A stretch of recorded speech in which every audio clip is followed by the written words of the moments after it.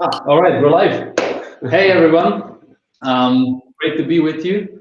From our side, we're calling in from Ljubljana. This is Žiga and myself. I'm Thomas. We're really excited to kick off today's OriginTrail ecosystem AMA. And of course, thanks a lot for all the questions that came pouring in on Reddit. It was interesting to see how the interest got accumulated around certain questions, and we're looking forward to addressing those over the course of the next hour, maybe a little bit over. Yeah, so before we continue, just wanted to check if everything is okay with the video. Shall we refresh our video so that we can see that everything is fine? Yeah. All right. Yeah. Seeing is believing. All right, it's fun to be back with you guys. You encouraged us to provide the answer to kind of the most common questions that we received both via Telegram and Reddit. And in order to cover all questions kind of effectively, we wanted to kind of give you a more extensive overview of what has been going on in both in terms of development and in terms of the adoption of the OriginTrail technologies, which have been developed for quite some time now.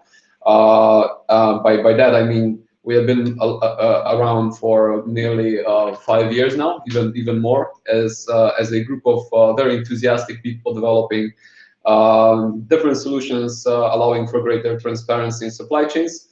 We could call that OriginTrail 1.0. Then after our token generation event, we accelerated into the OriginTrail 2.0 era, effectively kind of delivering all the important milestones, which culminated in the launch of the mainnet last year in December. And there are quite a lot of exciting updates that we have right now, and we're gonna share them a bit later. But before we kind of dig into the questions, we wanted to cover the guiding principle of the OriginTrail ecosystem, because these principles somewhat differentiate our project from all the rest of the project that you may see. Let's give Brian as well a chance. Oh, to say sorry, hi. Yeah. Yeah, I didn't want to break your flow. Hi, everyone. This is Brian. Go ahead. I hope you guys can hear me. Maybe Tomas and Žiga can validate. Sounds Okay. good. Yeah, you're good. Cool. Yeah. So keep on going. Your flow was good. Thank you. All right, then yeah, let's dive into the agenda. So Žiga already briefly touched upon it. We're going to start off with the principles of the OriginTrail ecosystem, as it's something that's been released relatively recently, but it's a very important piece that gives like an umbrella understanding of what OriginTrail ecosystem is all about, and how we go about doing our things. And within the same breath, we're gonna cover different updates or the different states of this of the activities under the principles. And it's also important to point out that we have had some very exciting updates in the recent week even, and we do have kind of quite an important announcement to make, and you're gonna find out more about it in let's say in half an hour, depending on how quickly the presentation will proceed. And then community questions, of course. Yes, of course. We selected what, 6? I think the top five came in, and we believe that like majority of the sentiment around the question itself will be addressed within the initial couple of minutes already. But whatever is left unanswered, we'll be happy to address after that. So we'll go over the top questions and then finish it off. With an overview. So without further ado, yeah, let's kick it off. Again, there we go. Yeah, OriginTrail ecosystem. It's been laid out in the vision paper. but it nevertheless is useful to go over the key fundamentals of what was said there at this occasion as well. As you can see it on the presentation itself, there are three key pillars around which the OriginTrail ecosystem is revolving, namely around neutrality, inclusiveness, and usability.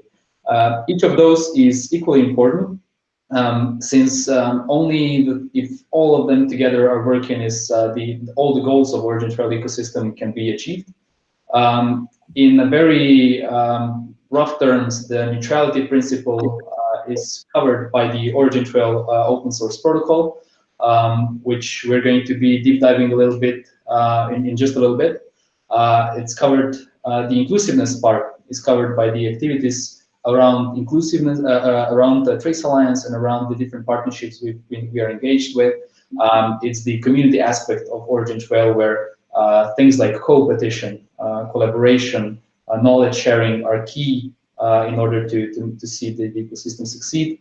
And last but of course not the least, we have the usability activities executed through Trace Labs, where the focus is really on how to make it seamless and easy to implement the OriginTrail technologies, also in collaboration with maybe some other tech, in order to achieve business goals. And we'll be talking about that as well. You wanna maybe add anything at this point? Or? Oh no, let's just dive into the first one, neutrality. Yeah. And Branimir is going to give you an overview of the most important points connected to the technology itself, which is open, royalty-free, open source, so anyone can use it. Branimir, are you? Yep. We're very decentralized. Yeah, so thank you guys for the intro. As already mentioned, one of the core three principles is neutrality, and it is basically rooted into the OriginTrail protocol technology itself.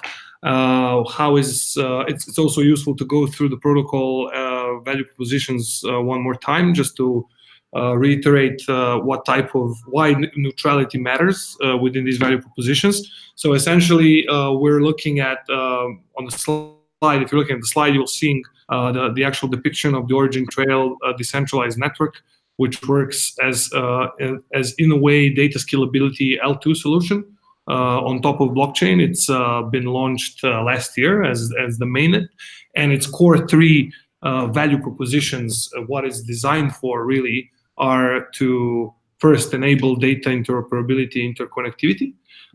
This is crucial, and it separates OriginTrail from other solutions, as we'll see on one of the next slides, as having this become its sort of core principle. So the idea being that being able to easily connect data coming from very different sources and in potentially very different formats is something that you would use the OriginTrail, that decentralized network, to have this be done in an easy way.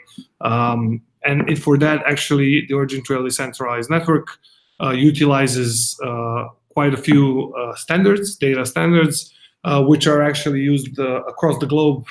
As you can see on the slide, around 1.5 million companies are users of GS1 standards globally. But not only those standards that are actually important, there's quite a lot of other ones proposed by organizations such as W3C or the United Nations, as well as the old famous ISO standards and so on. OriginTrail protocol currently focuses on GS1 and Web of Things standards that has been implemented so far, but actually all the other standards are in the roadmap. And having this actually as the core principle, the idea is that having support for multiple standards makes it easier for someone to create the actual data to be shared onto the network, so that you could actually interconnect many different data sets with many different standards if you basically publish them on the network as they are. On the other hand, also the very important principle is scalability, cost performance. So if people quite often confuse blockchain as being really performant in terms of database functionalities, so that having that said, it's not entirely true. So in that sense, for example, if you're looking at Ethereum, which is the state-of-the-art project, which we're actually very big fans of, Ethereum is built as a trusted environment, which is really there to support transactional interactions and really provide for trusted computation as the world's global computer, actually, it has been positioned as. And in that sense, it's not necessarily meant for storing data. Actually, storing data on Ethereum is quite expensive.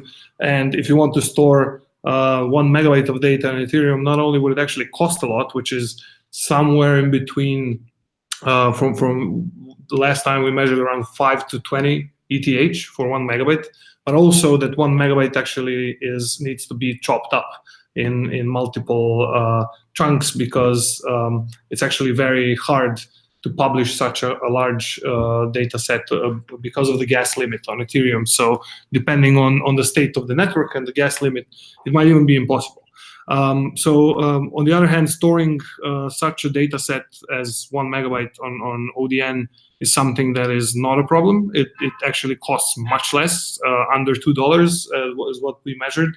And actually, depending on the market, of course, this price can change, but essentially it is designed to be orders of magnitude lower because of the actual principles that of replication and longevity of the data on the network.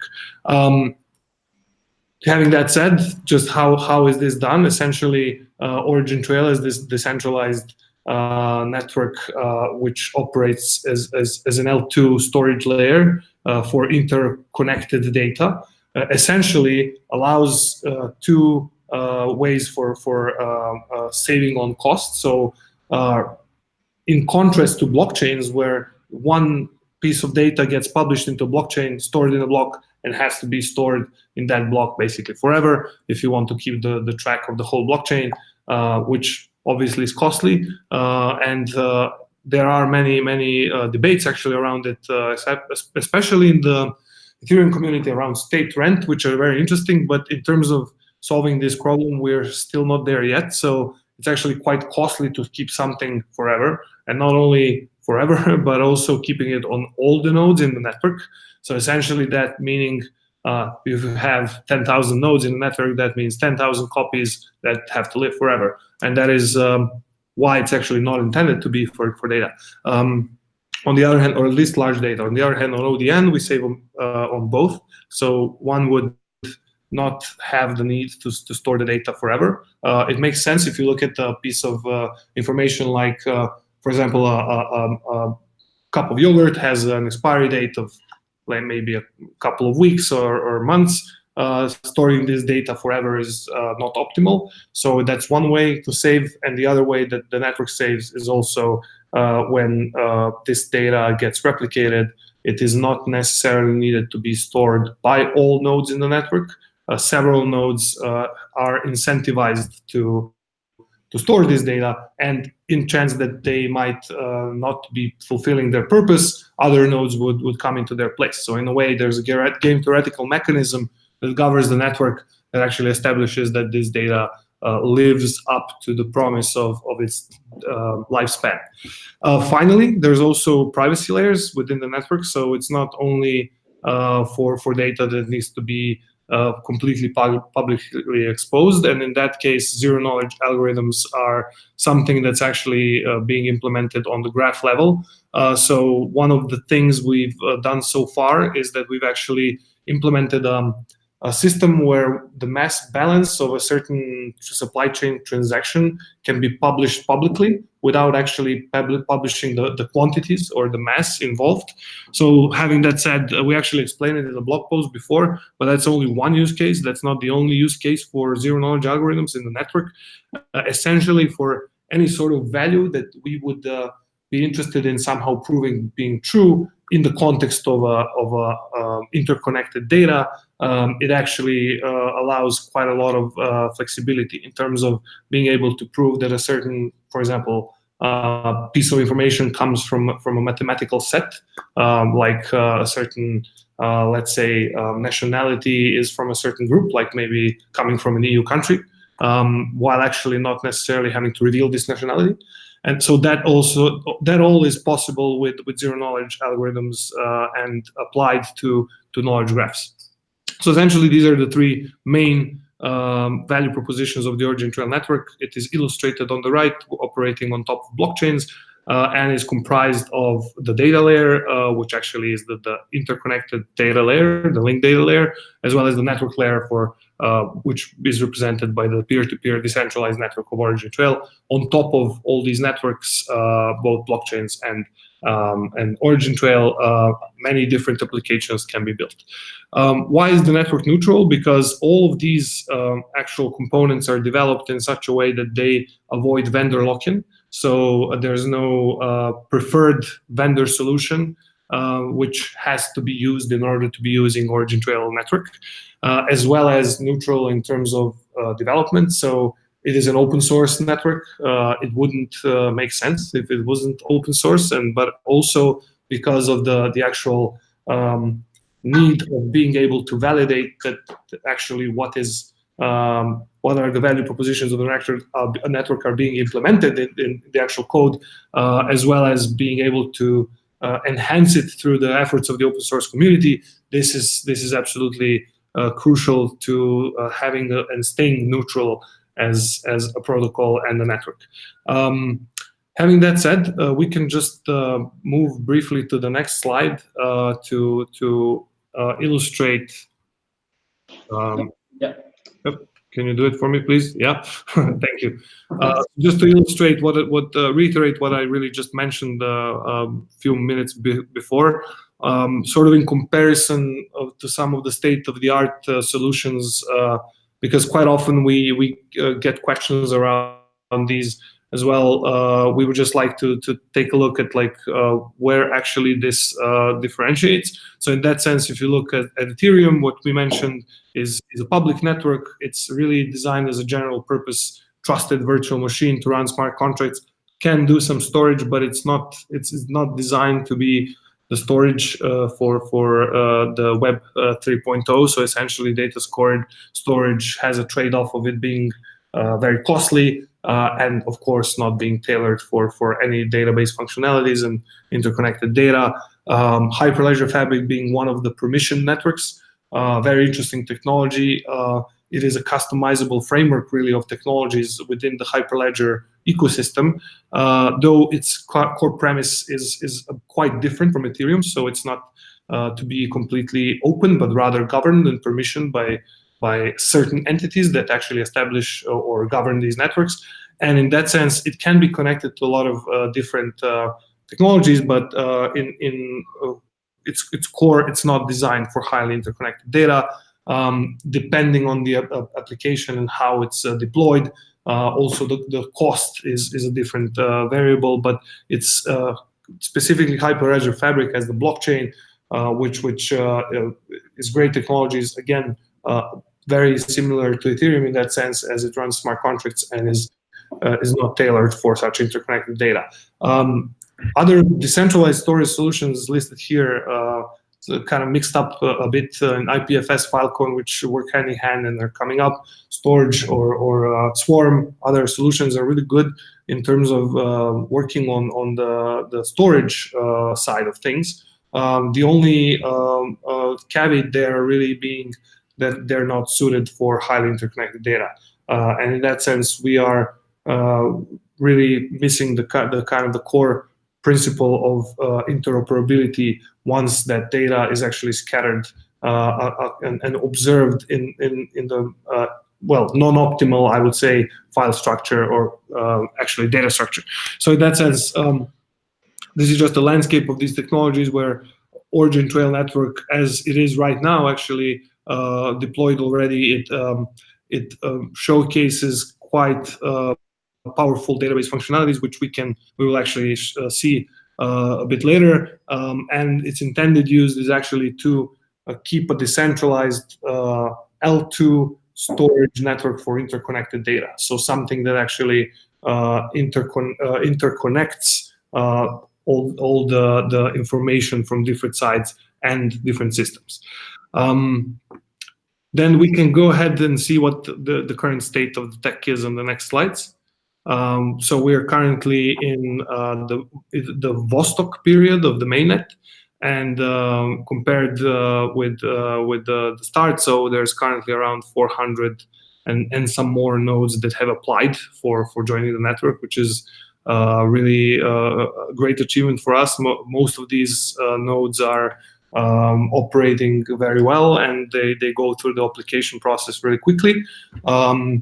There's actually over 5 million trace that's already in utilization in the network. So not going too deep into the mechanisms, but basically the network requires trace in order to establish all these game theoretical mechanisms I mentioned before.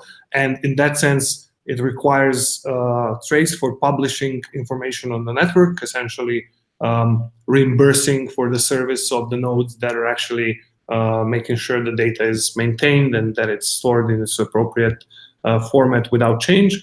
And essentially currently, apart from that, also requiring a certain amount of stake to be posted in trace in order to ensure this game theoretical mechanism to happen. 5 million is quite a nice number. It's actually a little over 5 million, which is a little over 1% of all the tokens being actually created and more, because not all of them are in circulation. In terms of some KPIs, we had actually really good performance in terms of started jobs. So when the replication process in interaction with blockchain has been performing very well, and there was no data loss and no downtime of the network since the launch. On the other hand, taking a look at the testnet, the current testnet actually is comprised of much fewer nodes, as this environment is logical to have, because the testnet doesn't have the incentive mechanisms for running nodes. So running the nodes on testnet, most of them are being run by the team, and is actually used for testing and developing solutions that are to be moved towards the ODN. So in that sense, obviously not offering all the value propositions of the ODN, especially the value propositions of tamper-proofness, the data integrity, which comes from the network size, as well as implementations of the mechanisms I just mentioned before. The testnet is though a good place to test some implementations before moving towards the mainnet, and to also test the actual protocol to see what certain changes can make in an environment that is public and utilized by both the team and several other entities, but also in an environment that's being ongoing and updated constantly. So all these simulations actually reflect what will happen when this code moves to the mainnet. Having that said, it's actually quite a good achievement to look at the performance of both networks. So none of there haven't been any major problems, of course, but also that testnet actually contains code that's further along than on the mainnet, and this code is actually implementing the future features of OriginTrail protocol, which we will discuss on actually one of the next slides. So can we move to the next slide, guys, please? Yeah, sure thing. Recap here would be that OT being the only functioning network that offers this type of value propositions as decentralized data storage with integrity, focused on interconnected data that is majority of the use cases within the enterprise environment, and it's been currently performing really nicely. Okay, sorry, just wanted to. Is that too far? I think so. No, it's okay. No, that's okay. Yeah. Sorry. So one of the things that actually was also, I think it's also in the questions, but we actually have been working on is the integration of the ability to integrate with exchanges. And later we're going to explain a little bit more what the integration looks like in terms of the NOS, which is the network operating system, designed to enable easier implementations and onboarding, really. So in that sense, this is something that's been that we haven't really explained so far. So I would use the opportunity to explain it now on an actual technical sequence diagram, which we took from the documentation.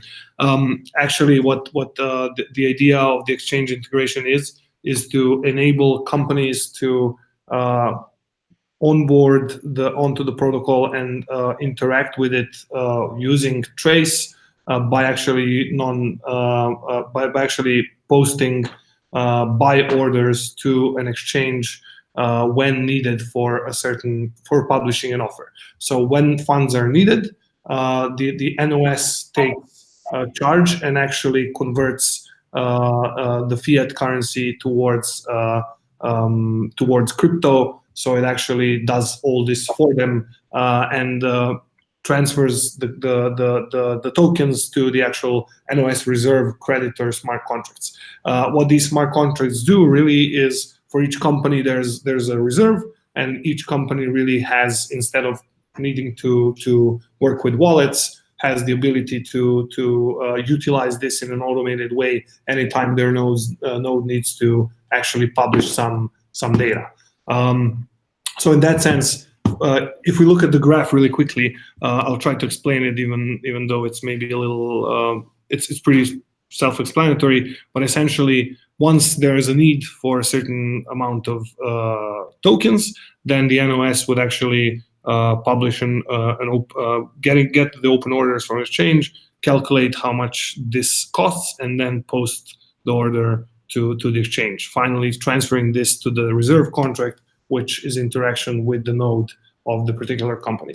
So the idea here being that utilizing such a mechanism actually minimizes the risk in a way of volatility. So every time one needs to obtain Trace for publishing data on the network, it happens on the spot. So in that sense, interacts with what the current state of the market is. Currently, we're actually building an integration with Bittrex International, and but the actual mechanism is made in such a way, because of the principle of neutrality, of course, to actually be able to interact with other exchanges as they start onboarding Trace as well. So in that sense, this is kind of the overview of the integration, and it's upcoming within the next period to be actually connected with Bittrex at first. Yeah, just wanted to add something here, which is very important, and I know it's of the great interest of the community as to when this will be implemented and when the floodgate will get opened, which was also addressed in one of the questions. And thank you again for all the questions that we have received, and we're trying to kind of dwell deeper into those questions, of course, stemming from kind of a general perspective, and then dwelling deeper. But what Branimir has just shown is something that none of the companies has done in the crypto space, namely integrating their existing product network with a secondary market where actually the deals can be the value can be exchanged in order for the network to be functioning properly. In the future, that will mean that there will be no interference, neither from our side nor from the side of any other solution builder that is going to be using the OriginTrail decentralized network in order to deliver trust-based applications. For the time being, of course, we are doing it manually by ourselves. Same has been done by the partners building their own solutions. But it's very, very important to point out here that we are at least 2 years ahead of our time already, by the fact that we're using OriginTrail decentralized network for recurring businesses. Now, of course, it's all done on one-by-one basis, because all big things start with the first step. You go from 0 to 1. Initially, you don't have any businesses on the network, and once you have one business on the network, you can actually hear the cracks opening. The analogy with the floodgates opening. What's very, very important here also to point out is that what Branimir has just shown is something that hasn't even been considered by other projects. If you look at, just look at top 20 crypto projects and name one that has a lot of recurring, jobs coming from real world businesses, not only from kind of the conceptual or semi-conceptual beta versions of products. So what you can see here with the OriginTrail is a tremendous progress, especially if you take general crypto sphere into consideration. That's very, very important to kind of point out, because we are dealing with both the real world, the world of not only supply chains, but the world of other businesses. And this is where we're building our own head start. At the same time, there is also an overlap between the real business and crypto business, and we're actually being at the cutting edge of both worlds. So it's very, very important to understand that we are breaking the ice here. We're pioneers, and many things, although they're conceptually very well thought out, and also taking into account, of course, that we're one of rare companies actually using mainnet for actual businesses. We need to understand that some things will come into play once we see that kind of sufficient amount of businesses actually have this problem. For now, it's in parallel to this, it's very important for us to kind of demonstrate value for the companies, and this is actually opening up the quote unquote floodgates for the mainstream adoption. And I would even want to, I'm daring to make a bet that there is no other company that will kind of do this or something similar like this before us.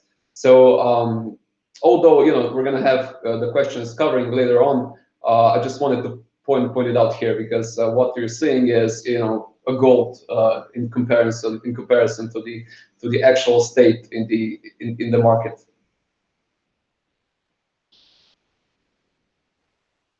Second. Yeah, I've gone a bit into the technical details. So yeah, thanks. This is absolutely needed to be said. Definitely. All right. You want to go for the next one? Yes, please. That one's pretty, yeah, a hot question, a burning question as well. Yes, definitely. So we, when it comes to neutrality, we definitely, in terms of the protocol, we need to speak of the next stage of the development, which is called freedom. And freedom is actually something that's been in ongoing development for a while. We've been doing quite a lot of things.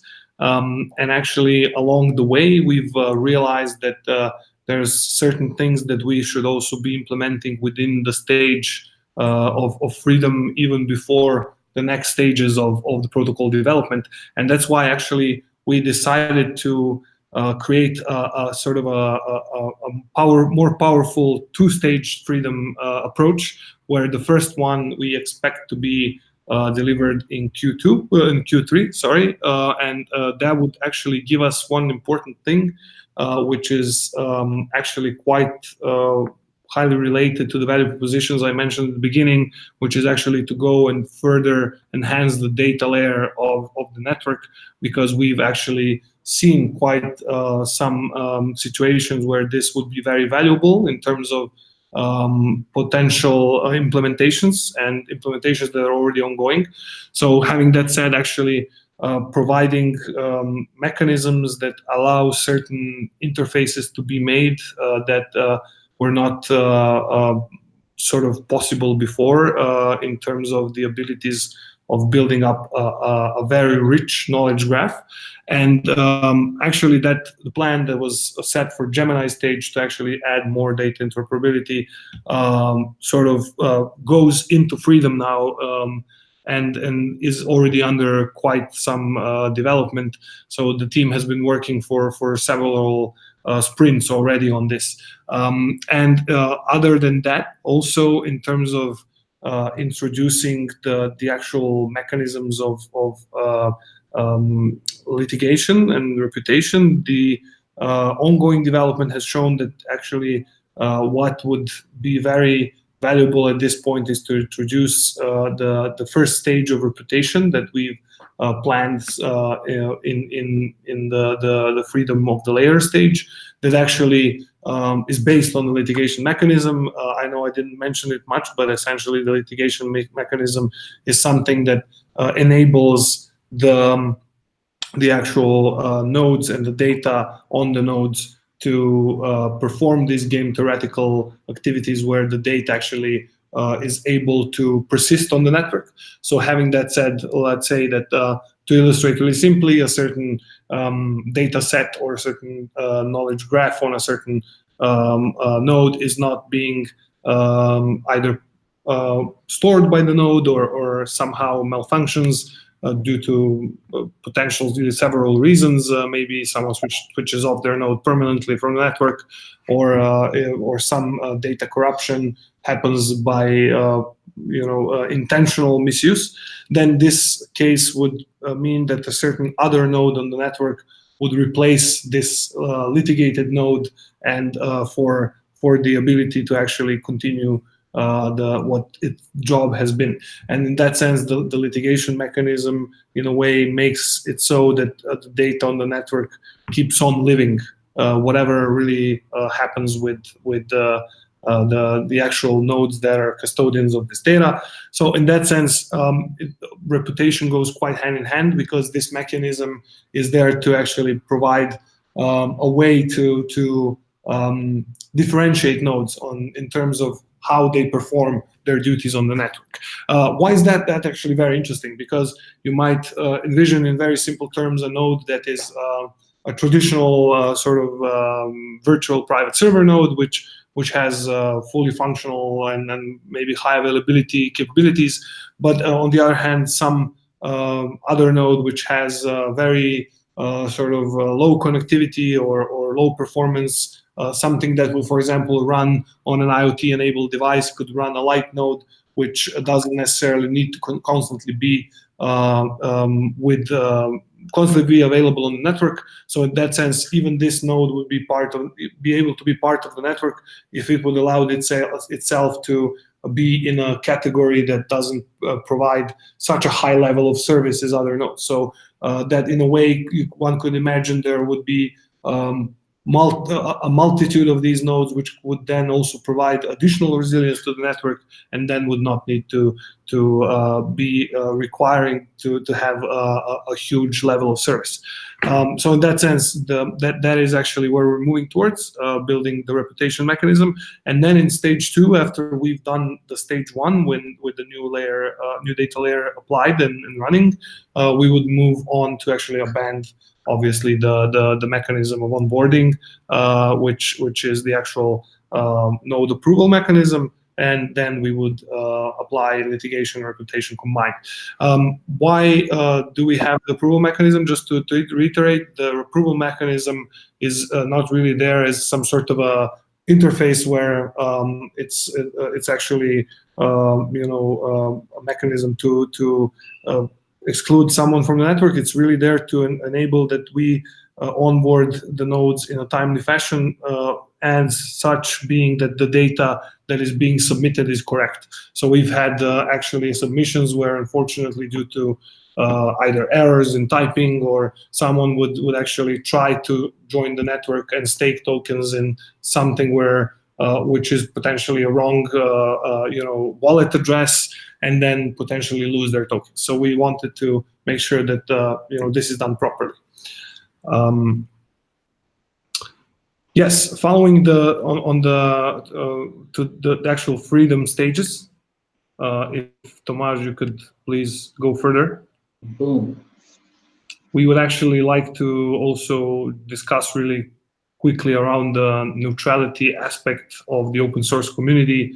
We are really in the process of getting into accelerated development. So making sure that the community is more involved in what is going on with the development, not only from the side of being informed, but also from the ability to actually join in. So one of the first things that we would actually be promoting is the RFC repository, which is a request for comments repository on all the current developments in the protocol. So we're actually establishing this repository as we speak, and this would be a common repository for the whole community to publish either its own RFCs or comment on the RFCs that the development team has already made or is making and publishing on the repository, quite like you might see with, for example, Ethereum community, where the ERC is the Ethereum request for comments. So it's just a bit of a different sort of acronym, but it is very similar, and it will be done in a similar fashion. The idea here being that not only the great ideas that can come from the community in terms of developing the protocol, but also in terms of utilizing the protocol are very welcome. Things like integrations to other technologies, to other systems, to other blockchains, everything is really welcome, and we will be publishing a certain list of potential ideas that could be developed together with the team in this format. First, obviously, establishing a solid RFC with a commenting process that we could all then decide on what the right track for this implementation is. One of the also important things that I think has gone a little unnoticed is that we've actually open sourced Houston, the interface for running a node. And that is something that I actually invite the developers from the community to join in and help us develop the best interface for the node that we can. A very big part of the reason why this makes sense is because we as the developers sometimes cannot entirely put ourselves into the shoes of node holders. So someone who runs the node and is a developer can better potentially provide some feedback than us who develop both nodes and an interface. So in that sense, it makes a lot of sense to provide input, whatever type of input regarding Houston feedback in terms of user experience and also operations to the actual Houston repository on GitHub. And I invite everyone to join in and help us develop the interface to the actual good of all the people running nodes. And then finally, one of the aspects of actually being an open source project is not only to involve our own code into the community, but also to work with other communities as well.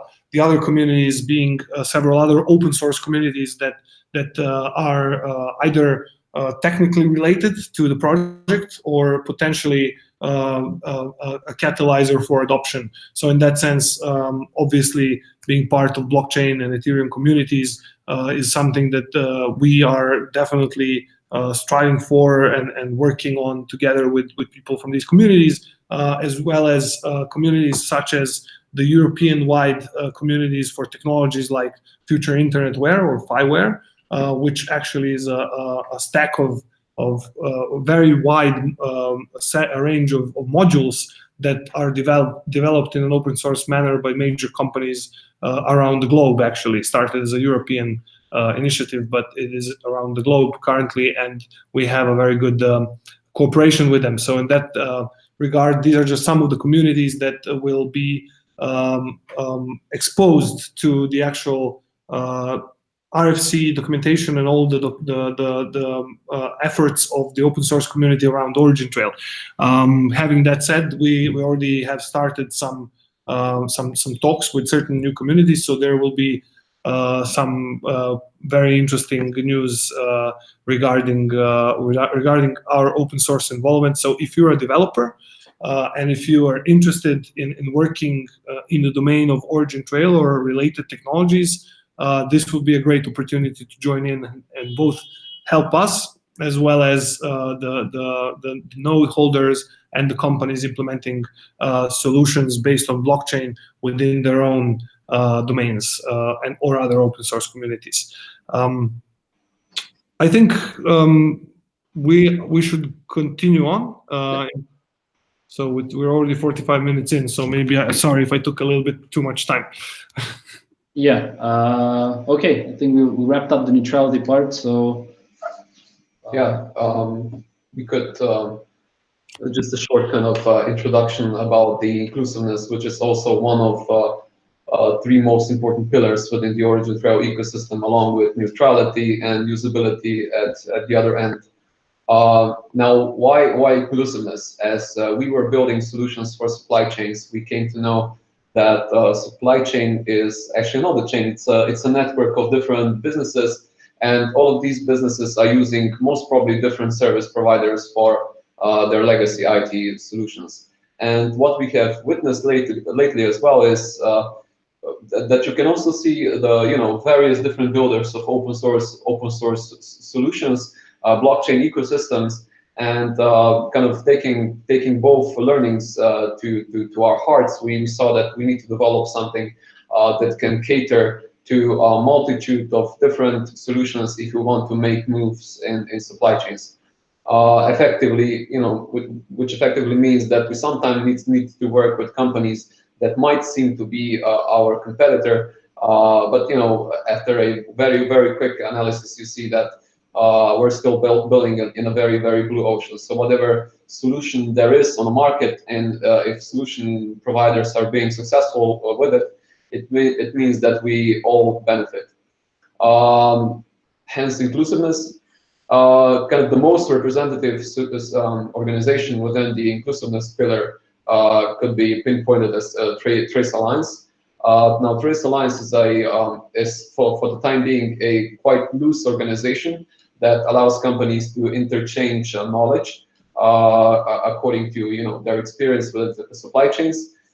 We have different types of members in the Trace Alliance organization. We have solution providers, solution builders, we have programmers, we have companies that have expressed interest in utilizing OriginTrail decentralized network for different business purposes.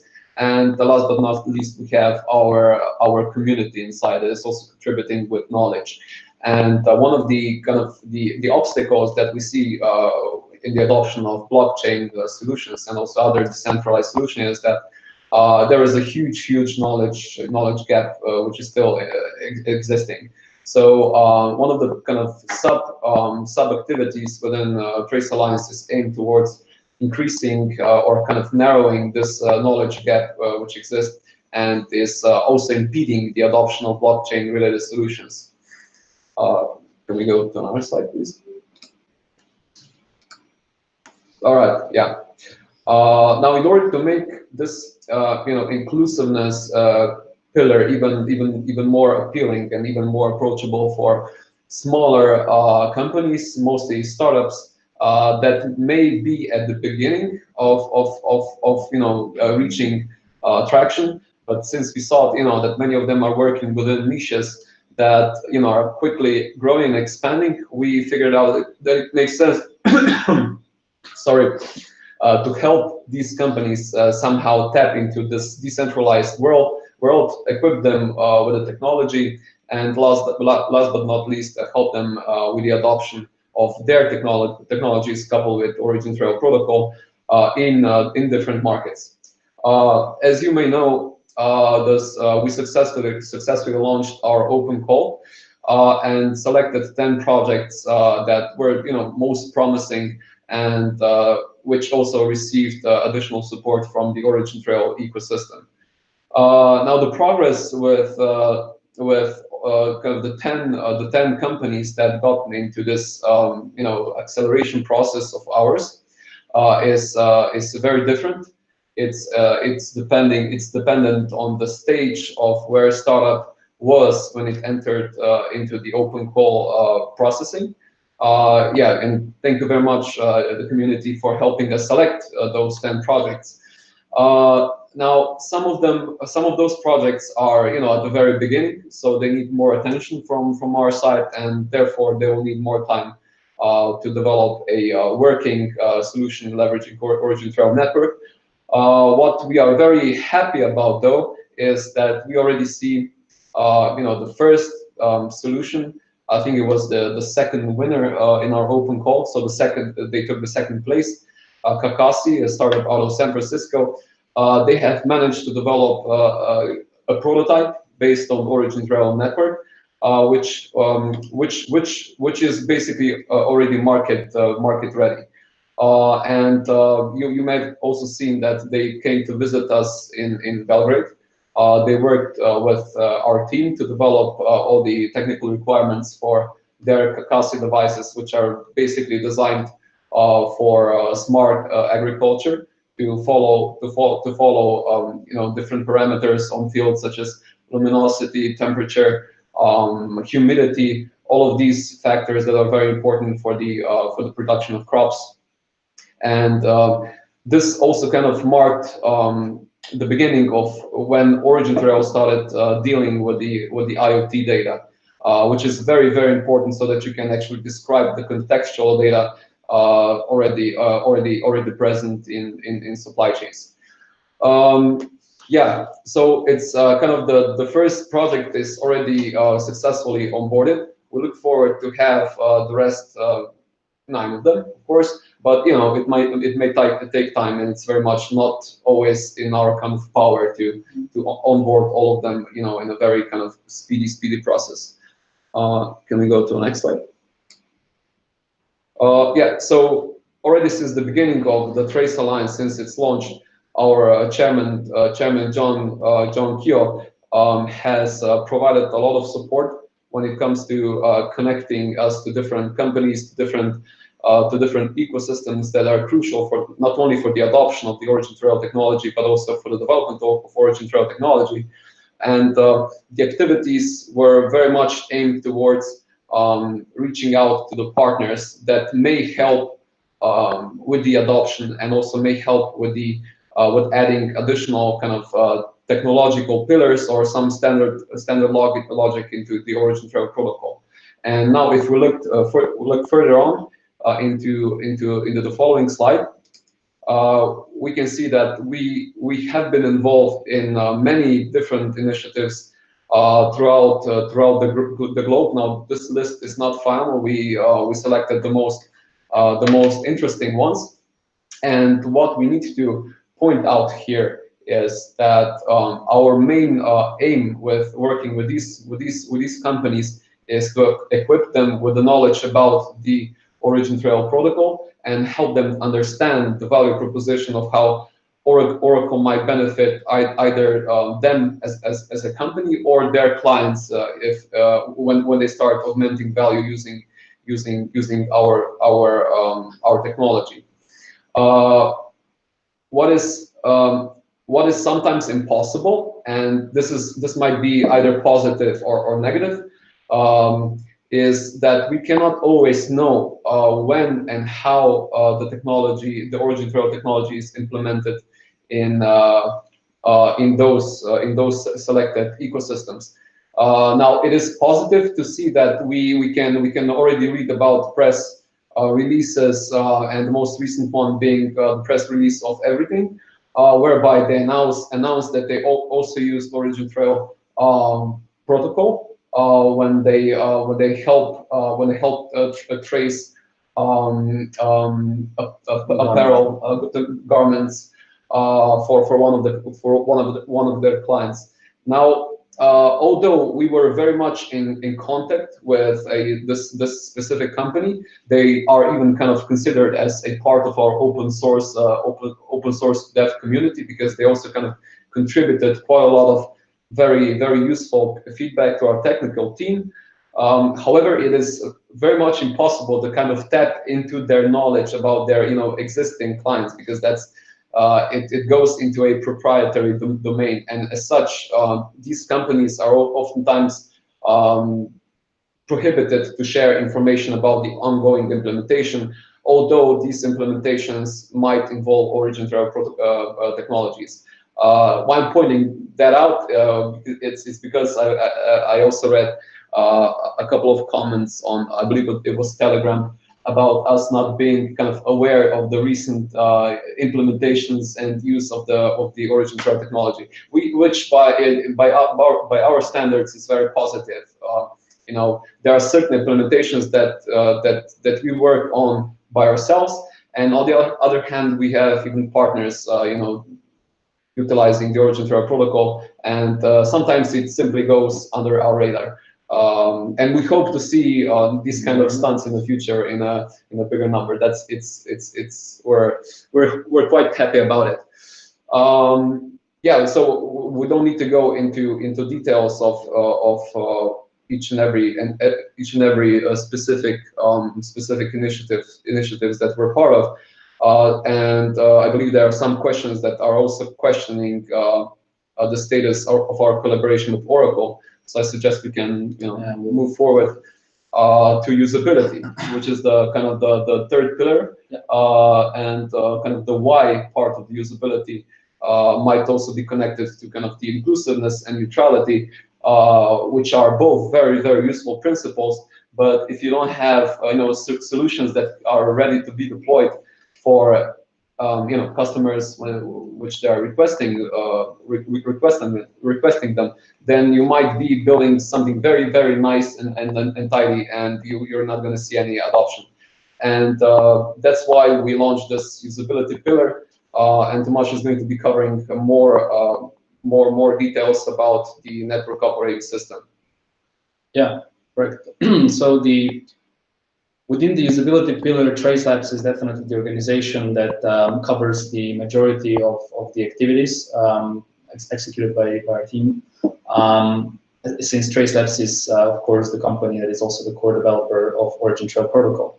But when we're talking about usability, it's really, we're talking about challenges as to how to put a certain technology that holds certain value propositions into life, into practice.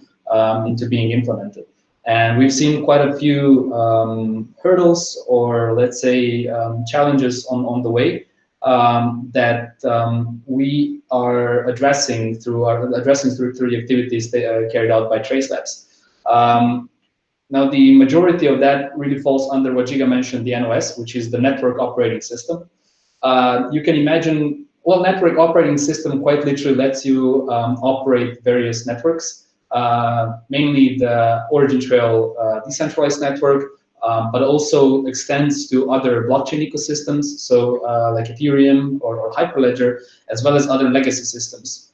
So it offers very easy interaction with let's say, ERPs or other management service systems that the companies or organizations may be using.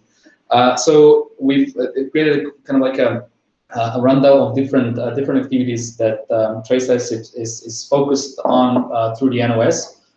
So if we just compare it to how things were before NOS, setting up a network for every particular node really required human effort to do it, of course, development effort, which means that there was no automated way to really do it quickly and efficiently, especially at scale. If we're talking about a business network. So with NOS, we've really narrowed it down from like days of work down to, let's say, a full deployment can be done under 30 minutes, which is order of magnitude in savings in time, let alone in cost, because the whole thing is automated rather than having the kind of human effort or manual effort behind it. Of course, the second part always, once you have the network structured, is how to start thinking about data and what's the structure behind it. Here, NOS again is crucial, since it helps structure the correct data set for whatever the use case is. Going forward, like I said, connecting with ERPs, it allows you to automate publishing of the data sets also in various different ways. So it doesn't have to be a single way that you're interacting with the NOS, especially because especially within supply chain use cases, when the networks are wide, just the level of digital literacy or availability of technologies varies greatly. So you might be facing different data sources along the way. Of course, the question that was already addressed in the technical part, the handling of the cryptocurrencies when it comes to Trace, but also for other crypto, certain companies or majority of the companies are very welcome to receive the news that you are able to operate in a way that the cryptocurrency is used when you're utilizing the value propositions of the network. So that trace is used when the ODN is being utilized as well. And then of course, at the far end, on the other side of, let's say, if we started off with the nodes, on the other side we'll have something that visualizes this kind of interconnected data. And here NOS is also already offering ready-to-use applications, anything from provenance, track and trace, and consensus checks. So this is very welcome because the feedback also we're receiving, and which we can talk about after as well, is that it's much easier to then interact with something like that rather than let's say the old way where you would really have to go through a lot of manual processes to set it up. Another news that you've read about previously as well, but is important when we're talking about Trace Labs, is that we've made a important addition to the team on the position of the general manager. We welcomed Yuri, who joined us from DHL. And has been a very, very powerful addition to the team, and we're very happy to have him on board. Of course, the team is always growing, so we're always hiring new talent as well. If you are within vicinity of our offices or even remote, if you feel that that makes sense, we're inviting you to apply through the website for positions either in Europe or in Hong Kong, where Trace Labs is also established and has an office. So we'd be happy to also look through any of the applications if for talent interested in joining the team. So if we're talking about Trace Labs and the usability, of course, we're functioning within different communities. Traditionally very strong in food supply chains, obviously. So here we are very active within several different initiatives. A couple we'll mention on the next slide as well. Logistics and transportation, just the supply chain aspect is very close to it. So there's projects that are ongoing there. GS1 community, from the data standard perspective, as well as from the perspective of having companies that are using GS1 standards being interested in the technology because of the ease of integration. It's an important aspect. But like the interesting part here is that OriginTrail started off basically as a purpose-built protocol for the supply chain, but we see that expanding as well. Interconnected data is also breaking kind of the barriers in our minds and seeing that it can be used in even wider context that maybe we initially hoped or managed to think of. So we're talking about like open data community. There's a lot of open data sets which are important contextual information that can enrich whatever is being put on the ODN either by the companies or other organizations. So it's not solely, we're trying to really open up other communities as well when there seems to be a good value proposition of ODN in them. And moreover, we're seeing others come to us and really wanting to talk about how to create a use case with using this network layer, which is it's really welcome, and it's an exciting bit of our activities to be able to do that. Of course, a couple of communities we see to be of high impact, so we're definitely looking towards them and already are in touch or partly involved in, like pharmaceutical certification, compliance, maybe even right now when One Agrix is already launched, so that's we already have. It's not even coming soon. It's something that's already live.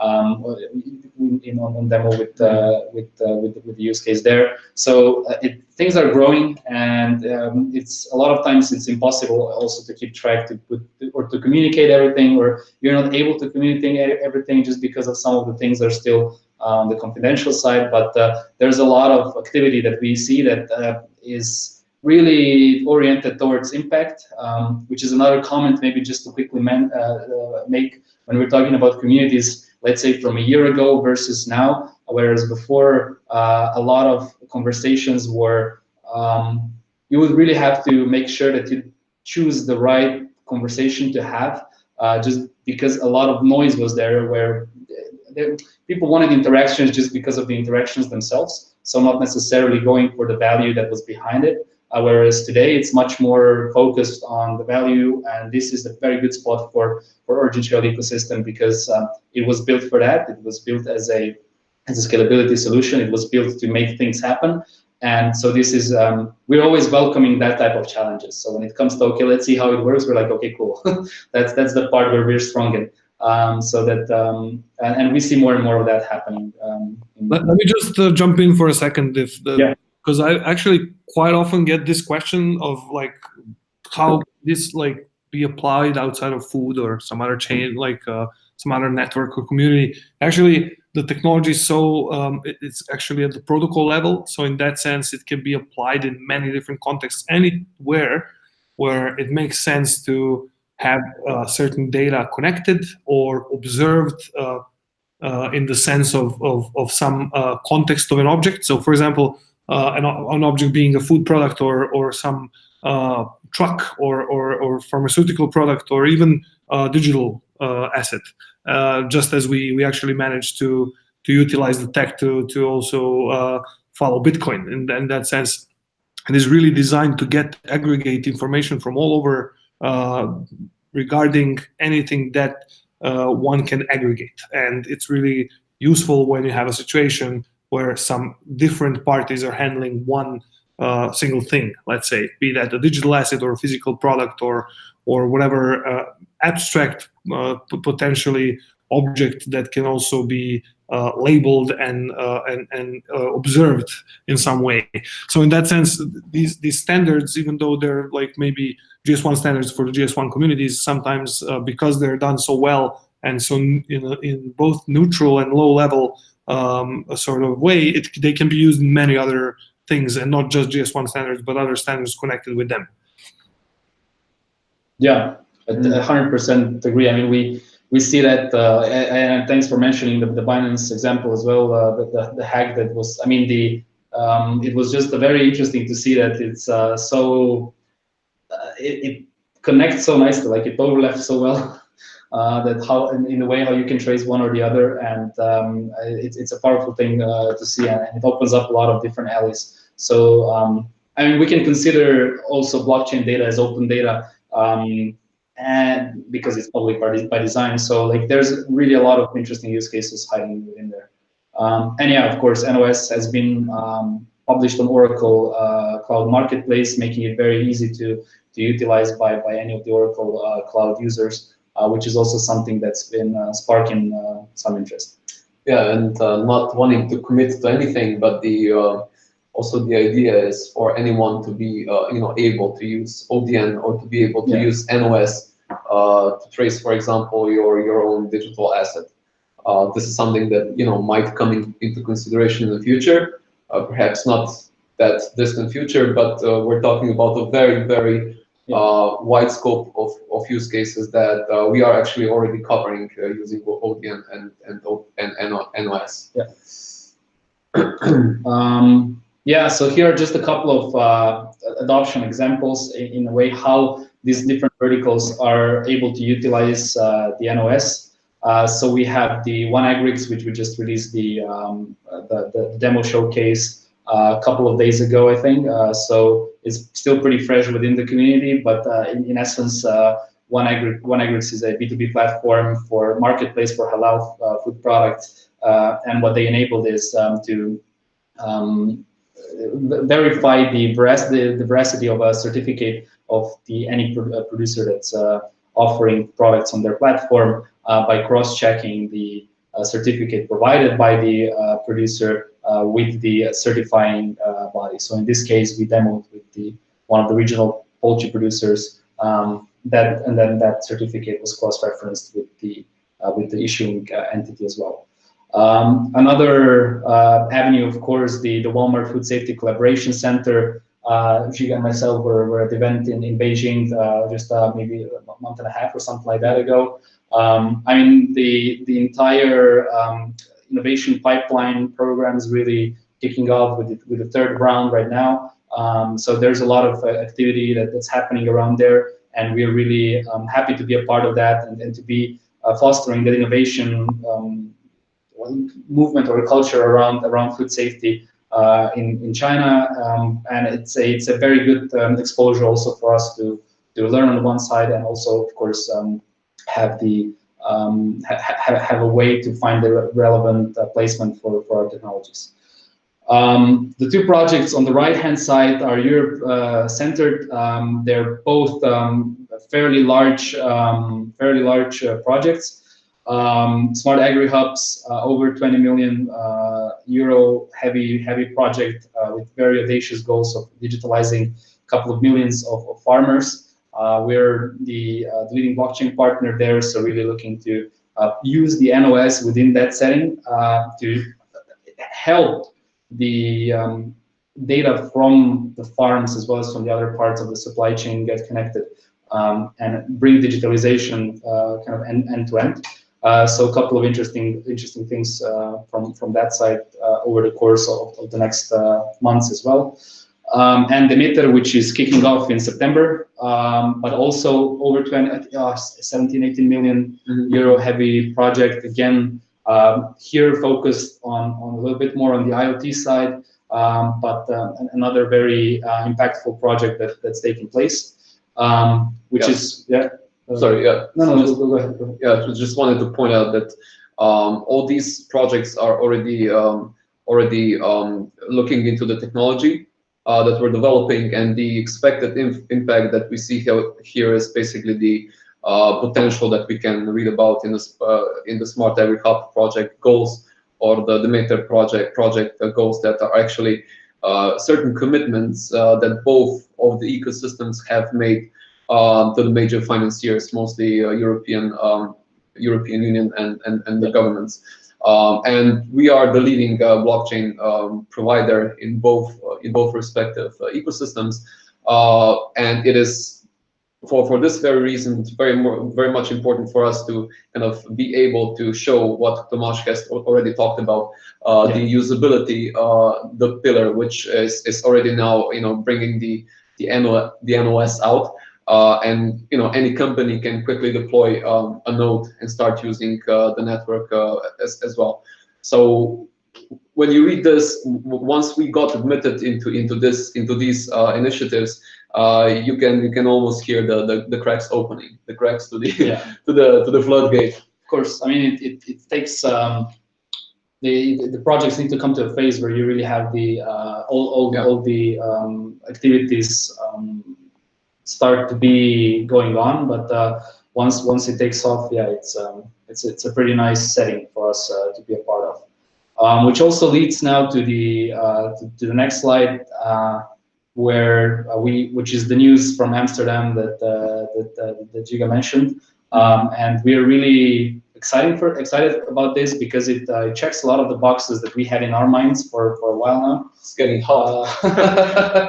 I'll second that as well. I'll keep on my jacket just for a little bit longer. I'll fight it through. Cannot do it anymore. There you go. I think you're making me envious now. So there you go. Yeah. So the thing that the Giga was attending basically in Amsterdam in this week is really connected to what's next, right? So what is what the future holds? How are we perceiving the data world kind of playing out in the future, which is also nicely dubbed by next generation internet. Maybe it's time for me to click the button, where we got admitted into EU's initiative, which is very interesting, especially from the fact that it's developing like the new foundation of how we want to see internet, and especially connected to like things like data governance play out. So the project that within the next generation internet that we're a part of is called Ledger. It really focuses on human-centric innovation. So this kind of goes, it partly taps into the communities that we're already a part of, but partly also opens up the potential for so much more.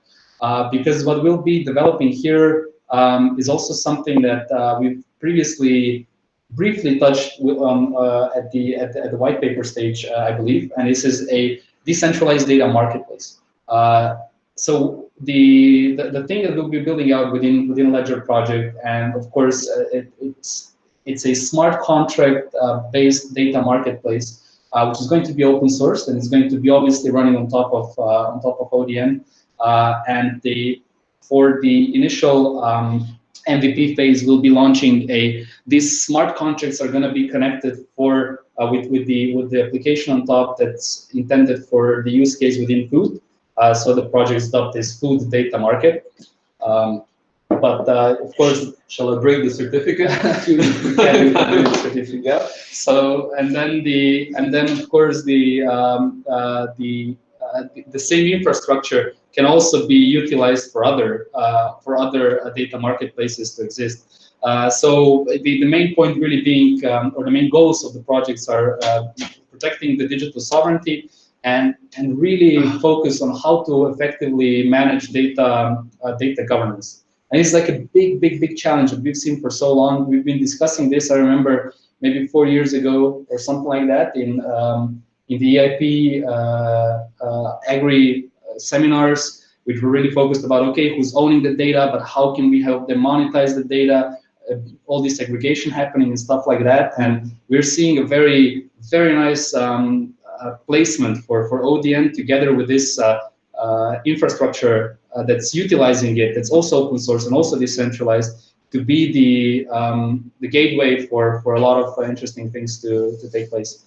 So here's the certificate. Yeah, Giga brought it. Yeah, and what is important to point out here is that almost 300 different blockchain builders applied for the NGI Ledger program, and merely 5% entered the program. And of course, OriginTrail being one of them. I mean, it falls within what we want to do so nicely that, and again, you know, even though the infrastructure is at the end, we're tapping into the community of the food supply chains, which are very close to us. It's the same infrastructure that can be utilized for others, and it's the project's goal is to do that. So yeah, we're really looking forward to kicking this off. Okay, so now we've come to the vision forward. We've wrapped up the usability part, so let me just maybe do a quick recap of the 3 pillars. So we were talking about neutrality, we were talking about OriginTrail protocol. We started off with some basic value propositions of why OT protocol is powerful. We looked into what are the next phases of development, and we also obviously spoke about the state of the OriginTrail decentralized network, with the Vostok mainnet being launched, having an operational, functional network that is delivering the value propositions that it was designed for, and is well the best piece of technology for the use cases that it was designed for to date. Of course, the next phases of developments will unlock even more, and will allow for adoption to be even faster. But it's not just the technology, so it will have to have the other 2 pieces next to it as well. And here, inclusiveness is important. We've said this a million times, but there's no single company that can address all the problems or all the challenges within the supply chain or interconnected data world. It's impossible. It's too vast. It's too complex. So we need to have an inclusive environment where others can come in, they can take part, and even build upon the open source OriginTrail technology that we have today, in order to keep it relevant and to ensure the longevity of the entire ecosystem. And of course, on the third part, the usability, very important to be making it easy and cost effective and seamless for the companies to utilize this new technology. We're not, you know, the time is ticking for the entire industry. There's not unlimited time where we can just play around and say, oh, it's complex, it's new. We need to have something that's tangible in the hands, and we do have it. So that's when we're seeing great responses to it, and the effects also already kicking in, and will continue to do so in the future for sure. And with that, yeah, I think we've wrapped up the different communities as well within the usability that we're tapping, and we're coming to the vision forward. You want to take over, or should I keep? Yeah, I mean, we love talking about the vision here, because what we mostly do, we're trying to kind of bring things that were already designed in a past to life, which is very important. As Tomasz pointed out, usability is a paramount principle, which is actually missing in the crypto community. You don't see many companies actually using the solutions that are being developed, and OriginTrail is a great example, an exemplary project in that regard. Having that said, it's very important that we do not lose sight of our vision, and the things that we were developing so far, although being at least from our perspective, because we work with some concrete stuff within supply chains, we see that many things might not be have not come to fruition when it comes to other examples. But the vision that is something that we need not to neglect in the future going forward is that, we should all kind of discuss and also involve the community into it. Now, the things that you might see here on the slide might not sound familiar to you, because they're mostly not part of the initial white paper, which was focused on the development of the OriginTrail protocol as kind of a governing mechanism for the OriginTrail decentralized network. Now that we have developed this infrastructure, there is time for us to kind of start designing new things in the future that will actually leverage all the data that will accumulate on the OriginTrail decentralized network, and further the development of the value, the building of the value that's being created from the data. And if you look at the pyramid on the right, when there is data, and if you have a capability to actually interpret the data, which ODN can actually support you to do that with all the standards which are embedded in the data layer logic, and also with the graph structure of the database, you can actually derive certain information from the data. Once you have information, you can start building knowledge out of it. And our vision here is to start building the OriginTrail decentralized knowledge graph that will also help solve certain societal issues. Now, there was also a question quite connected to the knowledge graph and the Binance exercise that we did, which was kind of pointed towards the vision that we're now talking about, which is how we can actually leverage the graph structure in our network network layer of the OriginTrail decentralized network, and start delivering the value outside of merely tracing a certain product. And yeah, so the core premise, of course here being that data is inherently valuable, and that we can build knowledge mostly because of the already existing features of the ODN, which is built-in data interconnectivity logic, and certain other value propositions that we also have already started developing. Some of them are connected to the project that Tomasz described earlier, the ledger, the next generation internet, and the others might also be connected to certain exercises that we have already done in the past. One of them, of course, being the comparison of traceability of chicken versus tracing the hacked funds from Binance. Now, before I guess Branimir will have a lot to add to that, but just to point out that this is something that we are going to be describing more into detail in the future. Future meaning not next week, but most probably somewhere in the beginning of third quarter. Once we develop all the crucial stages within the OriginTrail decentralized network. But what we can already see now is that from the initial roadmap perspective, we're going to have a fast forward into 2020 here. Yeah, it's I'll leave it to you, Bran. Just a short addition. It's and it really ties into a lot of questions we were receiving. And when you're talking about the knowledge graph, really, like, what does it mean to start connecting these different data points together to get some sort of information that makes sense? And of course, if you have a limited data set, then or limited data points, then that's not going to be as apparent as to what is the connection. But once you have multiple of cross-referencing that you can do, and the multiple of contexts that you can add to certain data set, that's when the real power of the knowledge graph starts to kick in.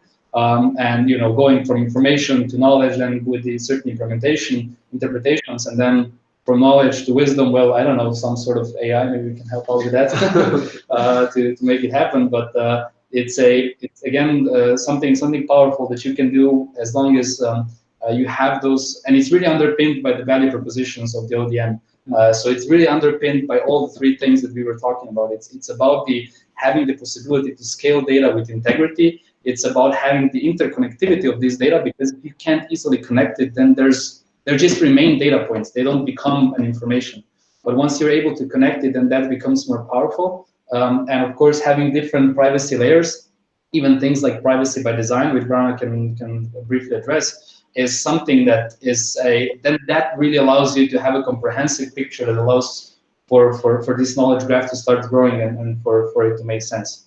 And yeah, I hope we didn't create enough. We'll explain more in that in the paper once it gets out. But maybe Brana, just if you want to add anything for the crumbs now. Yeah, absolutely. I mean, you guys gave a lot of context already, but really quickly, just to explain these why again it's called the knowledge graph. And if you look at from like the lowest, if you go to the data, the lowest possible theoretical information theory level really is you get bits, right? And then get some ones and zeros. But then everything that gets built on top is really built with this. It's a combination. It's a connectedness of ones and zeros. And then you get some letters, and then you get words, sentences, books, and so on.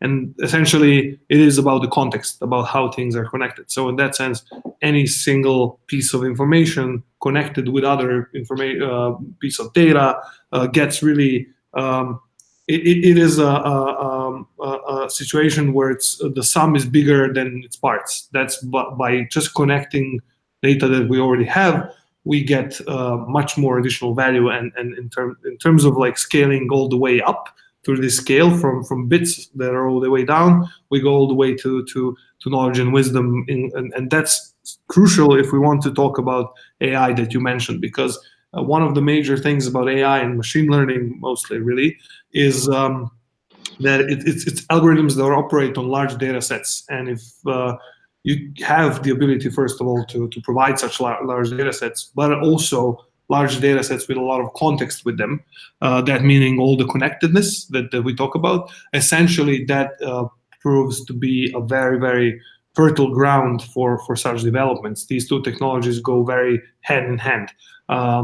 So that being said, one also thing that we wanted to elaborate on a bit is what privacy by design means. So in short, it is really the ability to enable whoever the user is to interact with the system with the level of privacy they would like to have. So in that sense, being able to decide what they want to share publicly or to certain entities and in certain formats. So actually the example I mentioned earlier in the presentation is where actually someone would be able to publish some certain piece of information that is encrypted with zero knowledge algorithms, but having still the ability to utilize algorithms to prove that this value is from a certain group.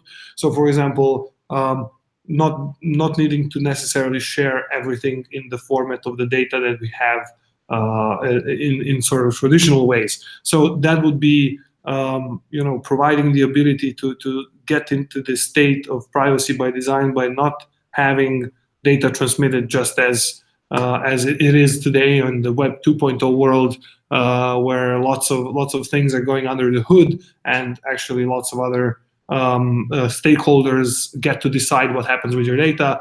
In the privacy by design world, whoever is utilizing the system then gets to actually set this up and have much greater control over how the data is presented and how the data is utilized later on.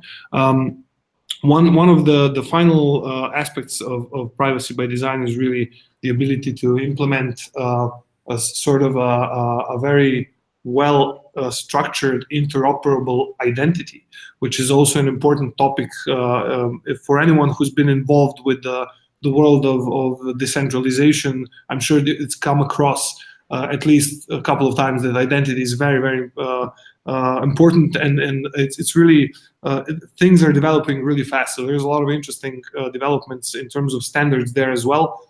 Some of them being both Ethereum based, like the DRC standards, but also decentralized identification standards by W3C consortium. So essentially, there's quite a few things that make sense from that perspective. But being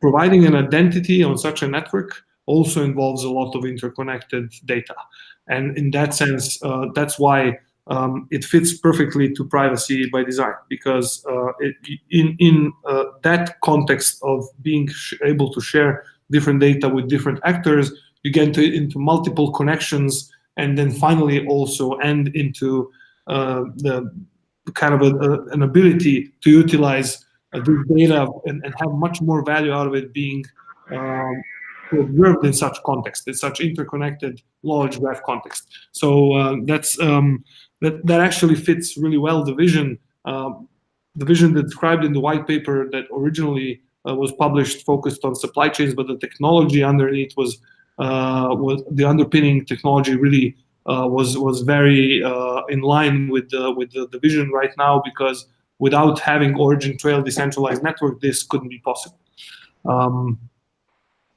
And essentially, yeah, we will reveal a little bit more on how this works in the coming period. So I'm very excited to show this to the community, because we're really looking forward to the comments from the open source development world and all the communities we're also tapping into, which also develop their own open source products. Okay. So are we going for the question now, or Brana, do you want to go through the? Do you maybe have some graph at you that you could or something that to just to show the interconnectedness and the or at least a snapshot of the, let's say, Bitcoin being traced. Yeah. Oh yeah, actually that's what I can show. I can show just now a tool that's under development really to showcase this. So let me try and join in the call. Mm-hmm. Sure, take your time. We're only an hour and a half in. I'm sure people are still very... Yeah, just 1 second. So I can set up another computer here. So you're gonna maybe hear two of me. Let me mute. Yeah. Okay. I'll yeah. Is there another me? Yes, there is definitely another you. No longer, so that's good. But is it, the sound is okay? Yeah. Okay. I can hear you. Okay, so what I'm gonna show really quickly is something where I'm gonna share the screen. Is under development by the team. It's not final yet, but it actually illustrates a bit how the graph can be used. Let me just screen share that really quickly. I think left and up. So is there any screen visible? Can you guys confirm instead of? Yeah, just give us a sec. Yeah, we can see ourselves now. Oh, okay, that's good. So that's very good. Yeah, it's very nice. Joining in Evan's computer. Yeah. So what we're actually going to see is, I hope this is shown well. So it's a tracking tool for that we're actually building to showcase how to use the data from the Binance hack, actually. And this data from the underlying graph, there's actually been quite some questions about what it does and how it works. So we're going to see a glimpse of that now, but actually the idea is to open this interface and publish it online so that anyone can use it. And let me just see if yes, I have wallet here that I can look for. So this is one of the wallets of the famous 7 wallets that we've actually had on the Binance hack, and the tool actually showcases once you actually query what happens with these transactions. So essentially, it's drawing a trace of all the movements of the Bitcoin that has happened according to the standards actually of supply chain. So if you see these elements of transformation, they actually are coming from the world of not of Bitcoin, but rather from GS1 standardization world, where actually a transfer event corresponds to a transaction, while a transformation event actually corresponds to the transformation of a UTXO, a Bitcoin UTXO, that is actually being spent or not spent, and from originating from the Binance hot wallet, going all the way towards the one of the incriminated wallets, actually the one we looked up. One would see all these chains of events. Oops, sorry for that. Which exactly correspond to the same way as these events would happen in any sort of traditional supply chain, let's say. So if we could be utilizing the same tool to track chicken, just instead of having a wallet showcased here, we would actually type in a code that is present on a certain product. Like, for example, one of the clients is Peruktin Aptui. There's a QR code, but there's other codes as well where this works with an EN13 or EN8 code. And essentially, each of these wallets represented here, all of this data can be enriched because of the graph. So as kind of the most simplest sort of example here in the interface, the actual word Binance comes not from the actual blockchain itself, but it's from a data set that enriches the graph. And then any sort of other piece of information can be attached to it, because it is tailored in such a way that all these connections can be made. So this is kind of a very short glimpse. The tool is obviously not ready to be published yet, but it's going to be published very soon, and we're going to actually explain how it's going to be used in how one can actually connect it to certain wallets of interest within certain data sets. One important thing also, yeah, go ahead. So yeah, just, I mean, it's quite, for me, it's very concrete how it's the same as a supply chain. And this context information, like if I would imagine that this, instead of wallets, these are some locations, and then contextual information would actually mean who owns a particular facility, or additional contextual information would mean certifications or quality or IoT data. Like all of the same things can happen for a wallet as well, in terms of who is the owner. Like how do you consider a couple different wallets together? Like, are they all from the same owner? So you would want to kind of look at them as a pool of wallets and as a single entity, and just check what goes in and out. And of course, then having like the enriching happen not only from one side but from several different sides is something that it's very similar in concept to how the supply chain works. And yeah, I just wanted to point it out as it's uncanny how it fits the model. And in many ways, there are differences between what we have demonstrated with this traceability exercise from what other companies are doing, which are using centralized solutions. Mostly, kind of, they're doing that for the benefit of their own ventures, which is normal. Yeah. Whereas OriginTrail is giving the community an opportunity to actually get involved into potentially tracing a similar kind of hacking scandals as the one that we witnessed with the Binance hack. And this is one of the examples of how this knowledge graph about this particular event is being built. And but by no means this is kind of a final solution. Just wanted to give you an indication of the potential direction for this particular sector. Whereas we see that there are kind of many other sectors which have a societal which can bring societal advantages if we start building, graphs around it, and help deliver value for kind of the most problematic areas. And supply chains are just one of them, and crypto might be the other. And perhaps one of the reasons why we decided to dwell into the Binance hack is also to kind of give you guys, the community, a better understanding of what the data layer is about, and a better idea of what the network layer is about, because we're dealing with very abstract concepts here, and having this unfortunate quote-unquote opportunity of the Binance hack, which was then utilized for at least for a minor kind of showcase,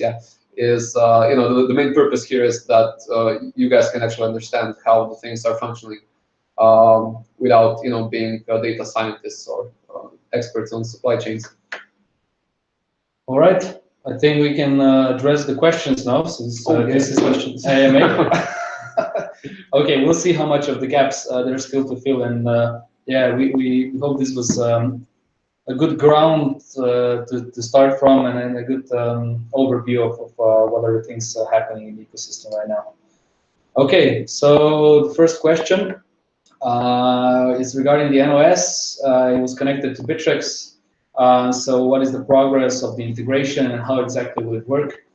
So we gave a snapshot on how the integration is planning to go forward in the, Brian was speaking about it in the neutrality overview.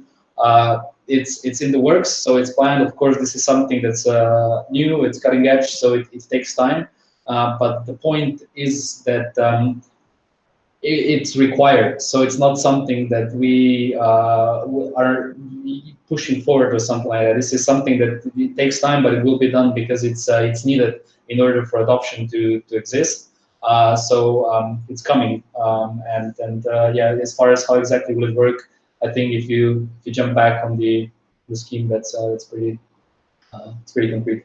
Yeah, and in the grand scheme of things, again, what kind of impact this will provide once this is finished is it's unparalleled to whatever was created in so far in the crypto community, extending beyond, of course, OriginTrail community.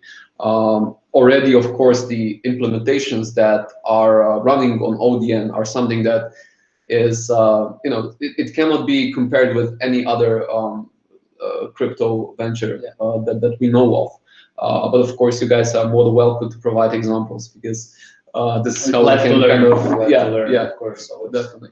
Okay, is there maybe to address this last part of the question, so it doesn't stay unanswered? It says, will customers buy one big chunk of trace or is it only bought each time? So the idea is because exactly of this issue of having the complexities around volatility in order that come with buying one big chunk. It actually is the idea to remove this risk and buy every time where there's a certain job needed. So whenever a company utilizing the integration wants to publish some data to the network, then basically before this publishing, this sort of buy order will happen on the exchange. So that is the idea, and for the time being only we're talking about Bittrex. Yeah. Okay, on to the next one. So OriginTrail Trace Labs has entered into partnerships across many fields. When litigation is finalized on the ODN mainnet, do you expect that the majority of these entities will use the ODN, or will they use custom solutions of the protocol developed by Trace Labs? Okay, so it's really incomparable to put anything at the same level as ODN. ODN is by far the highest integrity layer for interconnected data that scales to date, and so nothing really. No custom setup will ever come close to that. It's not. That's because it's not built for that. It doesn't have the same mechanisms in it. So in that sense, it's not. It's not really like a substitute for the ODN. In terms of the questions, as when are they being onboarded onto the ODN as soon as they're ripe for the use case or the project is far enough or the integration is far enough for it to be able to go on mainnet. We're pushing that towards that direction as soon as we can. So, but I think like Branimir also put side by side just that our testnet and the mainnet, like what type of the difference it exists between the two. It's not the same thing. It's like comparing, I don't know, it's not even the same vehicle. It's like it's an airplane and a bicycle. Okay, it's not the same value proposition we're talking about. It's maybe similar. I mean, it's the same code base, but like it's a vehicle, but it's not the same thing. They might take you from A to B, but with differences, and not take it exactly to B, actually, because if you don't have the value proposition of decentralization with the game theoretical mechanisms, then it creates a very similar sort of dichotomy to having like, let's say, an Ethereum mainnet and an Ethereum test. Yes, that's maybe a bit. Thanks. Very similar in that sense. That was much closer to the vehicles example. Sorry, do you want to add something here? Or but it's maybe the litigation part is something I mentioned it already, but essentially the idea being that it's not a blocker for using the network, so the network is already being used, and in that sense, it's really a kind of the next stage of development and making the network stronger. But it does not really stop anyone from using it, and these elements are only improving the actual operations. So in that sense, the ODN is here and is being used already. Yeah, if the companies are using the ODN, it means that their use cases are ripe. And sometimes kind of an average business cycle for companies to actually start using technologies once they get to know them is half a year. We already kind of surpassed that typical business cycle with a few companies. But of course, in certain instances, we will have to wait out a bit. Which does not mean that other solution builders aren't going to be using the ODN and perhaps deploy the network even before we do, which is great. And one of the examples could already be seen within the everything dealings. But the kind of the ODN mainnet and the testnet could be, there's an analogy between the Ethereum mainnet and also the Ring-B. Yeah. And we were once able to kind of witness what happens when a company is using Ring-B for a supposedly live project, and sometimes it doesn't work, and it's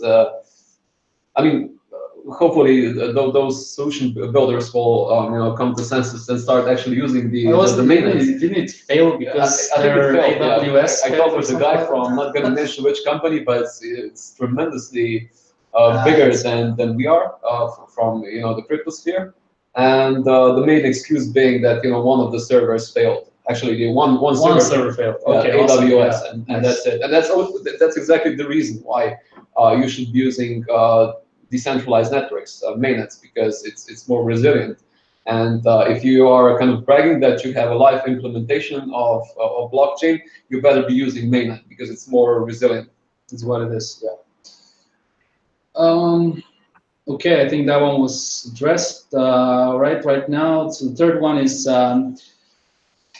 there's people who believe in the project. Appreciate that very much. I hope we continue to give you reasons to believe in it going forward. And I mean that as a whole, as an ecosystem as well. So there's individuals running nodes for 6 months at a cost for ROI.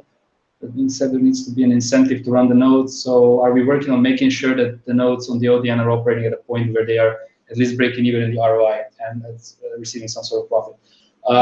It's kind of a little bit of a complex question to answer because ODN being a decentralized network, we don't have a mechanism to really impose an ROI measure. The final ROI is really a combination of several different things. One of them, which we definitely are the biggest proponents of and working on very much, is the how much data is actually being put on the ODN and what type of data is being transferred. What's the value basically that's being pulled out of that data, so that more data could come in, which meaning translating into just more jobs being available on the ODN. Of course, then there's the side of the node settings, in a way, of what's the bit of every node for storing a certain data set, and of course how many nodes are available on the network also comes into play. So it's a complex, and then with not to mention then the kind of the price aspect on both sides. On the compensations as well as on the costs. So it's a lot of things come into play, but all of it is fueled by the bigger adoption, would mean more jobs being on the network, would mean more jobs being put towards a certain node that with a competitive setting should be able to achieve an equilibrium price that exists, that gets formed basically on this marketplace of nodes and data holders and data creators, which I would imagine, of course, takes into account some sort of an ROI for anyone running a node. So it's, in a way, it's a creating market. So there's some, how do you call them? Irregularities. Yeah, kind of like in how the market functions at this point, but it will get fueled by the fact that more jobs will exist on the market, on the network, which is definitely something that we do care for greatly and work towards through all the different activities that we mentioned. Yeah, I like the floodgate kind of metaphor to it, and there are kind of, there are certain ways where we are contributing to breaking down the water dam, or at least contribute to the cracks, that the cracks are being opened.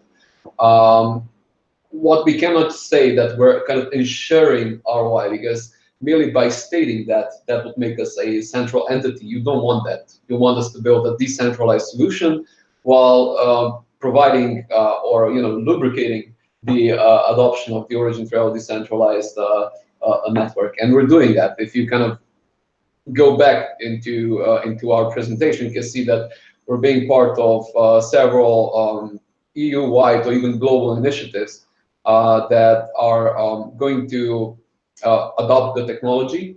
We are implementing OriginTrail decentralized network in the name of kind of end users by ourselves. So there are several kind of activities already in a very, very fast developments. So from that perspective, we are making sure that being a user of the node software will mean a bigger ROI in the future. Yeah. We're doing everything we can along with our partners, along with our service providers. But at the end of the day, it's an open market. Yeah. We cannot enforce. Neither there is our will to enforce something like that.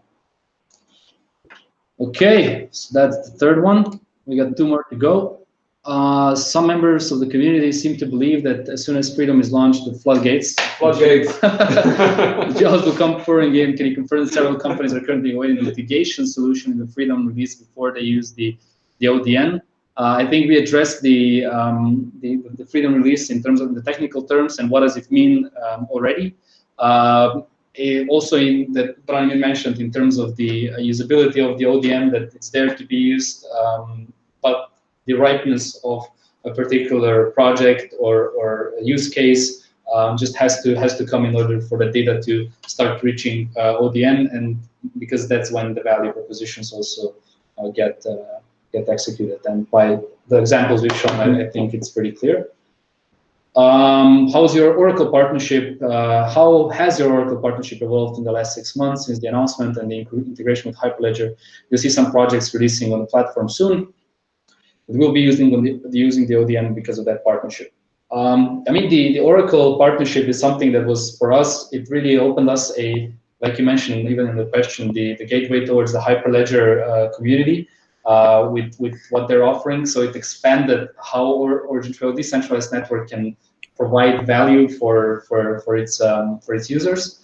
And on the other hand, by being published on the NOS market, on the Oracle marketplace, the NOS will really gain some visibility, and also some interest. But a lot of the things aren't far enough for us to be able to comment on or to speak about. Because it's not at that point yet. So what we can say is that we've been working with Oracle, with the tech team as well, on how to make the integration happen, and that's been positive. We've been a part of a couple of their events. Just the last one also, Branimir was there, even showcasing some of the IoT capabilities of the ODN and through the NOS. So it's an ongoing engagement we have. But as soon as there's going to be something additional that we can communicate, we'll definitely be happy to do so. I'll let you know of all the developments. Yeah, I mean, there are Hyperledger and Ethereum community are not, two completely separated worlds. Same goes for the OriginTrail community. And certain technological components that we are either inspecting or already using within the NOS environment are predominantly being used by many of the of the communities, not only the three, so the Hyperledger, Ethereum, and OriginTrail, but also other business communities. And Hyperledger Fabric, fortunately or unfortunately, is one of the most well-known blockchain ecosystems, quote unquote, for business communities. And having this capability within NOS is also, furthering the capability of ODN to be adopted. And Hyperledger components, along with the Oracle components, Oracle Cloud components, have already been included into the proposals that we send to interested clients upon their request. And if I revert back to my previous answer, once you send out a proposal to a client, it usually takes at least 6 months for the proposal to be approved. So unfortunately, we're dealing with laws of physics here, and time is an important component. That being said, as you can see, we are already integrating NOS with a few other examples, and I'm sure that soon enough, perhaps already within the next AMA, we will be able to kind of reply positively to this question referring to Oracle partnership. Yep. All right. I think that wraps it up. We are just under 2 hours. We have 2 minutes. Just under. 2 minutes left. Do we have a question? Open question from the community now? No, I do want to say thanks for the community's engagement. Generally speaking, it's very good to see the level of commitment that a lot of you are putting towards the project. Is just it's humbling to see, and it's we're constantly speaking of it as well on different occasions around the world, that how the power of OriginTrail ecosystem lies also within having having a decentralized global community that is able to catalyze a lot of the things that might be on the radar for the ecosystem to do. So in that sense, we warmly invite you to stay involved. There will be additional ways to get involved in the future. Branimir mentioned the open source community, which is opening up in a more structured way, let's say like that, so that there's going to be a possibility to expand that community, to have several different teams or individuals working on the code base. There is a warm also invitation, like we mentioned, for you to stay involved in the new AMAs that are coming up, and yeah, I think it's an interesting time to be a part of the ecosystem. We're going to have a lot of new things popping up. And thinking if I didn't forget something, that's the only thing, because I think I had something on my mind which I wanted to say and I forgot. We still have 2 minutes. I still have a minute. I don't think it's coming back to me. But anyways, yeah, it's been a pleasure seeing the responses and interacting. Yeah. I just wanted to add one thing. If you think that no one is reading your thoughts on Telegram, we're constantly present in, understanding what are the things that the community does not understand, which are the things that yet need to be communicated more into detail, so that we are, entirely transparent in what we do. So how the adoption is taking place, what is the kind of the development roadmap.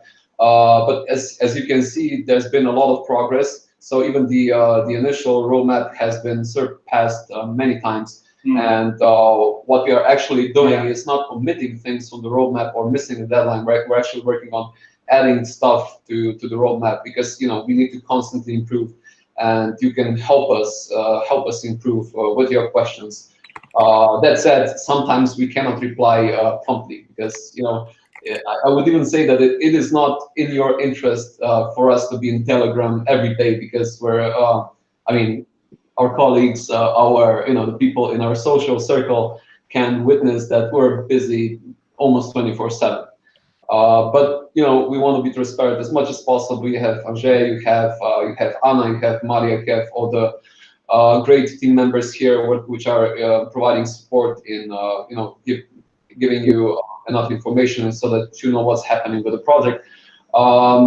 Still, stay with us, post questions on Reddit, and we'll do our best for the answers to get to you as soon as possible.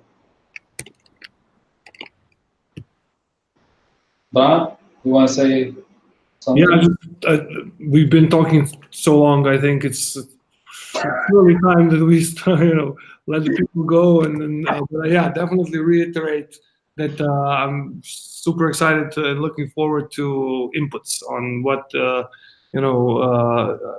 we are building and what's coming from the ideas from developers and generally the open source community once we open up all the other stuff that I mentioned before. So it's I think it's going to be exciting, especially for the more tech-savvy people in the community, because it's not only going to explain things better, but also it's going to allow to influence, how some ideas are being made.